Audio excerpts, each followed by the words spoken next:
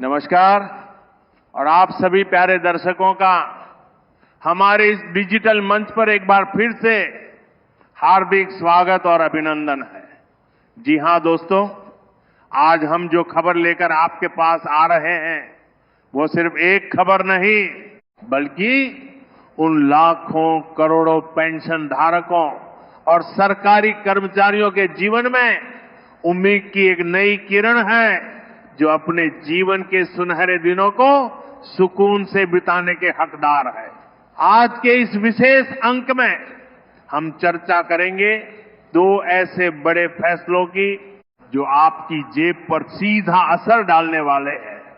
तो तैयार हो जाइए, क्योंकि हम लेकर चल रहे हैं सीधा उन खबरों के केंद्र में जो सुर्खियां बन चुकी हैं। दोस्तों, बीते कुछ दिनों में पेंशन और महंगाई भत्ते को लेकर जो दो महत्वपूर्ण अपडेट सामने आए हैं, उन्होंने हर उस चेहरे पर मुस्कान ला दी है जो अपने जीवन की ढलती शाम में वित्तीय सुरक्षा की चाह रखता है। पहली खबर और सबसे बड़ी खबर ईपीएस 95 यानी कर्मचारी पेंशन योजना से जुड़ी है। और दूसरी खबर वो है केंद्र सरकार के कर्मचारियों और पेंशन भोगियों के लिए महंगाई भत्ते में हुई उस बढ़ोतरी की, जिसका इंतजार लंबे समय से किया जा रहा था। चलिए, बिना किसी और औपचारिकता के सीधा पहली बड़ी खबर पर आते हैं। तो दोस्तों, जो पहली चर्चा है वह है ईपीएस 95 के तहत मिलने वाली पेंशन की। अब तक की जानकारी के मुताबिक देश भर में फैले उन तमाम पेंशन धारकों के लिए जो ईपीएस 95 के तहत आते हैं, एक ऐतिहासिक पल आने वाला है। सरकार ने गंभीरता से इस बात पर विचार किया है कि न्यूनतम पेंशन की राशि को बढ़ाकर 5,000 से सीधे 7,500 रुपए प्रतिमाह किया जाए। ये सिर्फ एक संख्या नहीं है, ये उन बुजुर्गों के लिए सम्मान की बात है जिन्होंने अपनी पूरी जिंदगी देश की तरक्की में लगा दी। अब कल्पना कीजिए, जब ये राशि सीधे आपके खाते में आएगी तो इससे रोजमर्रा की जिंदगी पर क्या असर पड़ेगा। महंगाई के इस दौर में जहां हर छोटी से छोटी चीज की कीमत आसमान छू रही है, वहां 7,500 रुपए की न्यूनतम पेंशन एक बड़ा सहारा बन सकती है। ये प्रस्ताव उन वरिष्ठ नागरिकों के लिए संजीवनी से कम नहीं है जिनके पास आय का कोई दूसरा साधन नहीं है। सरकार का ये विचार बताता है कि वह अपने बुजुर्गों की चिंता करती है और उनके जीवन स्तर को ऊपर उठाने के लिए प्रतिबद्ध है। अब बात करते हैं कि इस बढ़ोतरी का लाभ कौन उठा सकता है। इस योजना के तहत वही सदस्य लाभान्वित होंगे जिन्होंने ईपीएफ खाते के माध्यम से ईपीएस 95 में नियमित रूप से योगदान दिया है और जिनकी सेवा अवधि कम से कम 10 वर्ष है। ये शर्त इसलिए रखी गई है ताकि उन्हीं लोगों को लाभ मिल सके जिन्होंने लंबे समय तक इस योजना में अपना योगदान दिया हो। जो पेंशन भोगी पहले से ही इस योजना के तहत पेंशन प्राप्त कर रहे हैं, उन्हें भी इस बढ़ोतरी का लाभ स्वतः ही मिल जाएगा। यानी किसी को अलग से आवेदन करने या कागजी कार्रवाई में उलझने की जरूरत नहीं है। सरकार की मंशा स्पष्ट है कि सभी पात्र पेंशन भोगियों को बिना किसी भेदभाव के एक समान वित्तीय सुरक्षा प्रदान की जाए। इस प्रस्तावित बढ़ोतरी का असर सिर्फ खाते में आने वाली रकम तक सीमित नहीं रहेगा, इसका व्यापक सामाजिक और आर्थिक प्रभाव भी देखने को मिलेगा। जब एक बुजुर्ग व्यक्ति की जेब में अतिरिक्त पैसे आएंगे तो वह न सिर्फ अपनी दवाइयां ठीक से खरीद पाएगा, बल्कि अपने पोते पोतियों को भी कुछ दे सकेगा। घर के छोटे मोटे खर्चों में हाथ बंटा सकेगा और अपने शौक पूरे कर सकेगा। इससे उनके भीतर एक आत्मविश्वास पैदा होगा कि वे किसी पर बोझ नहीं है। दूसरी ओर जब पूरे देश में लाखों पेंशन भोगियों के पास अतिरिक्त राशि आएगी तो बाजार में मांग बढ़ेगी। ये पैसा सीधे स्थानीय अर्थव्यवस्था में जाएगा। दुकानदार, किराना व्यापारी, डॉक्टर, मेडिकल स्टोर संचालक, सबको इसका लाभ मिलेगा। ये एक सकारात्मक चक्र की शुरुआत होगी जो अर्थव्यवस्था को गति प्रदान करेगी। ये पूरी प्रक्रिया कैसे काम करेगी, इस पर भी एक नजर डाल लेते हैं। अगर ये प्रस्ताव मंजूरी के बाद लागू हो जाता है तो बढ़ी हुई पेंशन राशि सीधे आपके बैंक खाते में स्थानांतरित कर दी जाएगी। हर महीने की एक नियत तारीख को आपके खाते में 7,500 रुपए की न्यूनतम राशि आनी शुरू हो जाएगी। इसके लिए यह जरूरी है कि आप अपने बैंक खाते की जानकारी और केवाईसी पूरी तरह से अपडेट रखें। ईपीएफओ यानी कर्मचारी भविष्य निधि संगठन का पोर्टल और उनका मोबाइल ऐप इस पूरी प्रक्रिया में आपकी मदद करेगा। आप वहां जाकर अपनी पेंशन की स्थिति, निकाले गए पैसों का ब्यौरा और अन्य जानकारियां देख सकते हैं। इसलिए हम आपसे अनुरोध करेंगे कि आप समय समय पर ईपीएफओ की आधिकारिक वेबसाइट और अपने बैंक स्टेटमेंट की जांच करते रहें ताकि कोई भी नई जानकारी या अपडेट आपसे छूटे नहीं। तो संक्षेप में वर्ष 2026 में आने वाला ये बदलाव उन लाखों परिवारों की आर्थिक स्थिति में उल्लेखनीय सुधार लाने की क्षमता रखता है जो ईपीएस 95 पर निर्भर है। हालांकि अभी ये प्रस्तावित है और इसकी आधिकारिक पुष्टि होना बाकी है, लेकिन खबरों और सूत्रों के मुताबिक सरकार इस दिशा में गंभीरता से काम कर रही है। ये कदम वाकई में वरिष्ठ नागरिकों के प्रति सरकार की प्रतिबद्धता और सामाजिक सुरक्षा के प्रति उसके झुकाव को दर्शाता है। हम आपको सलाह देंगे कि आप ईपीएफओ के आधिकारिक बयानों और प्रेस रिलीज पर नजर बनाए रखें, क्योंकि जैसे ही ये प्रस्ताव मंजूर होगा सबसे पहले वहीं से जानकारी सार्वजनिक की जाएगी। अब इसी महत्वपूर्ण चर्चा के बीच हम मुड़ते हैं अपनी दूसरी बड़ी ब्रेकिंग न्यूज की ओर। यह खबर है खास तौर पर केंद्र सरकार के लाखों कर्मचारियों और पेंशन भोगियों के लिए जो लंबे समय से महंगाई भत्ते में बढ़ोतरी का इंतजार कर रहे थे। जी हां दोस्तों, सरकार ने आखिरकार 4% महंगाई भत्ता बढ़ाने की घोषणा कर दी है। ये एक बहुप्रतीक्षित निर्णय है जिससे देश भर में करीब 50 लाख सेवारत कर्मचारी और 65 लाख पेंशन भोगी सीधे तौर पर लाभान्वित होंगे।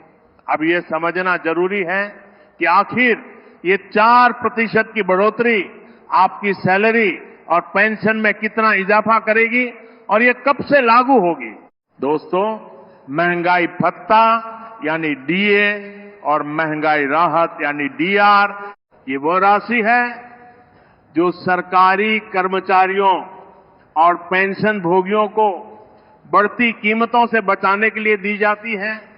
ये उनके मूल वेतन या मूल पेंशन का 1% होता है। अब जब सरकार ने इसमें 4% की बढ़ोतरी की है तो इसका सीधा मतलब यह है कि हर कर्मचारी और पेंशन भोगी की मासिक आय में उनकी मूल सैलरी के अनुपात के हिसाब से इजाफा होगा। मान लीजिए कि किसी कर्मचारी की मूल वेतन 18,000 रुपए है तो 4% की बढ़ोतरी का मतलब है कि उसकी सैलरी में हर महीने 720 रुपए का इजाफा होगा। सालाना हिसाब से ये राशि 8,640 रुपए बनती है। ये पैसा छोटा जरूर लग सकता है, लेकिन घर के मासिक बजट में ये किसी बड़ी राहत से कम नहीं है। इससे बच्चों की फीस, घर का किराना, बिजली, पानी का बिल या फिर पेट्रोल डीजल का खर्च आसानी से निकल जाता है। लेकिन इससे भी ज्यादा राहत की बात यह है कि ये बढ़ोतरी सिर्फ सेवारत कर्मचारियों तक सीमित नहीं है। जितनी ही महत्वपूर्ण ये खबर उन पेंशन भोगियों के लिए भी है जो अपने जीवन के इस पड़ाव पर महंगाई की मार झेल रहे हैं।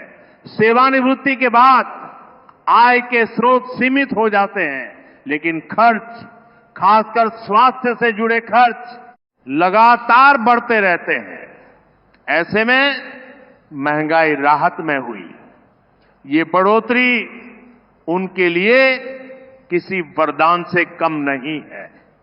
बढ़ी हुई पेंशन राशि से वे अपनी दवाइयां समय पर ले सकेंगे, अपने नियमित स्वास्थ्य जांच करा सकेंगे और किसी आपात स्थिति के लिए थोड़ा पैसा बचा भी सकेंगे। इससे उनके चेहरे पर संतोष और आत्मसम्मान का भाव लौट आएगा, क्योंकि वे दूसरों के सामने हाथ फैलाने की बजाय खुद अपनी जरूरतें पूरी कर सकेंगे।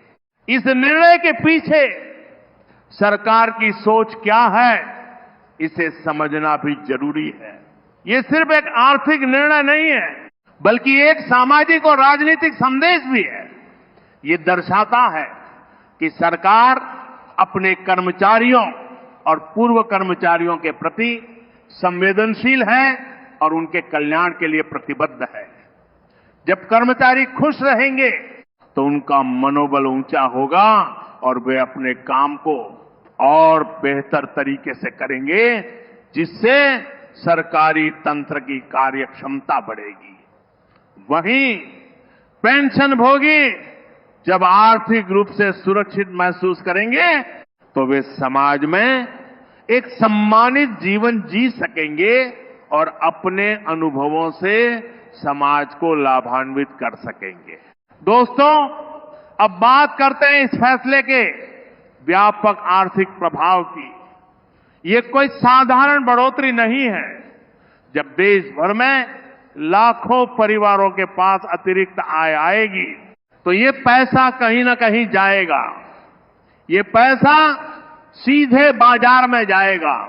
लोग ज्यादा खरीदारी करेंगे, वे नए कपड़े खरीदेंगे, घर के लिए सामान खरीदेंगे, बाहर खाने पीने पर खर्च करेंगे, घूमने फिरने पर खर्च करेंगे। इससे बाजार में मांग बढ़ेगी। मांग बढ़ने से उत्पादन बढ़ेगा। उत्पादन बढ़ाने के लिए कंपनियों को ज्यादा मजदूरों और कर्मचारियों की जरूरत पड़ेगी, जिससे रोजगार के नए अवसर पैदा होंगे। यह एक सकारात्मक आर्थिक चक्र है जो पूरे देश की अर्थव्यवस्था को गति देगा। छोटे दुकानदार से लेकर बड़े उद्योगपति तक सभी को इस फैसले का प्रत्यक्ष लाभ मिलेगा। ये एक ऐसा गुणक प्रभाव है जो समाज के हर तबके तक पहुंचता है। इसलिए ये कहना गलत नहीं होगा कि महंगाई भत्ते में हुई ये 4% तक की बढ़ोतरी सिर्फ एक संख्या नहीं है, बल्कि यह आर्थिक सशक्तिकरण का एक माध्यम है। ये उन लाखों परिवारों की जिंदगी में खुशहाली लाने वाला फैसला है। ये केंद्र सरकार के उस दृष्टिकोण को दर्शाता है जहां वह अपने कर्मचारियों और पेंशन भोगियों को महज एक नंबर या आंकड़ा नहीं, बल्कि राष्ट्र निर्माण के महत्वपूर्ण स्तंभ के रूप में देखती है। तो दोस्तों, आज हमने आपको 2 बेहद अहम और बड़ी खबरों से रूबरू कराया। पहली, ईपीएस 95 पेंशन भोगियों के लिए संभावित खुशखबरी, जहां न्यूनतम पेंशन 7,500 रुपए होने की उम्मीद जगी है। और दूसरी, केंद्रीय कर्मचारियों और पेंशन भोगियों के लिए महंगाई भत्ते में 4% की बढ़ोतरी की आधिकारिक घोषणा। दोनों ही खबरें आप सभी के जीवन को सीधे प्रभावित करने वाली हैं। पहली खबर से जहां ईपीएस योजना के तहत आने वाले बुजुर्गों को एक नई उम्मीद मिली है, वहीं दूसरी खबर ने करोड़ों सरकारी कर्मचारियों और पेंशन भोगियों की जेब की ताकत बढ़ा दी है। हम आपसे यही अपील करेंगे कि आप इन खबरों की सटीकता और आधिकारिक पुष्टि के लिए सरकारी वेबसाइटों और विश्वसनीय समाचार स्रोतों से जुड़े रहें, किसी भी अफवाह या भ्रामक सूचना से बचें। और हां, अगर आपको ये जानकारी उपयोगी लगी हो तो इसे अपने उन सभी दोस्तों और रिश्तेदारों के साथ साझा करें जो इन योजनाओं से जुड़े हो सकते हैं। हो सकता है कि आपकी एक छोटी सी पहल किसी के जीवन में बड़ा बदलाव ला सके। इसी उम्मीद के साथ कि आपको ये जानकारी पसंद आई होगी, हम आज की इस चर्चा को यहीं विराम देते हैं, लेकिन ये विराम अलविदा नहीं है। ऐसी ही महत्वपूर्ण और ब्रेकिंग न्यूज के लिए, ऐसे ही सटीक और विश्लेषणात्मक अपडेट के लिए हमारे इस चैनल से जुड़े रहिए। अपनी राय हमें कमेंट में बताइए, लाइक कीजिए और हां, चैनल को सब्सक्राइब करना बिल्कुल न भूलिए ताकि आने वाली हर बड़ी खबर सबसे पहले आप तक पहुंचे। तो दोस्तों, आने वाले समय में फिर मुलाकात होगी एक नई खबर, एक नए अपडेट के साथ। तब तक के लिए जीते रहिए, हंसते रहिए और खुश रहिए।